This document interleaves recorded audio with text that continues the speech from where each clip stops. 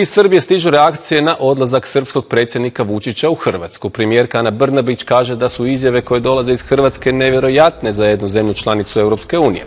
U ovom trenutku ne čini mi se da imamo dijalog, kaže Brnabić i dodaje, imamo Srbiju koja pruža ruku, ali sa druge strane ne čujemo da su na dijalog spremni. Srpsku premijerku čude prosvjedi protiv predsjednika Vučića. Oglasio se i ministar Vulin koji ga je upozoravao da će ga u Zagrebu dočekati, citiram, ustaše, te da mu je život ugrožen. Ne znam kako bih video odgovornost za nešto što nisam ni pokrenuo ni izazvao. Ja ću vas podsjetiti kako je to izgledalo. Od vlade Republike Srbije nikada nije došla prva varnica. Nikada.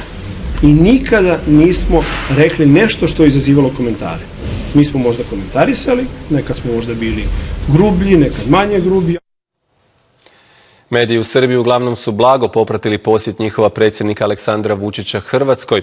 U naslovima srpskih portala tek ponegdje se spominju ustaški prosvjednici, a zato su ispad zastupnika Hrvatskog sabora Mire Bulja nazvali ustaškim činom.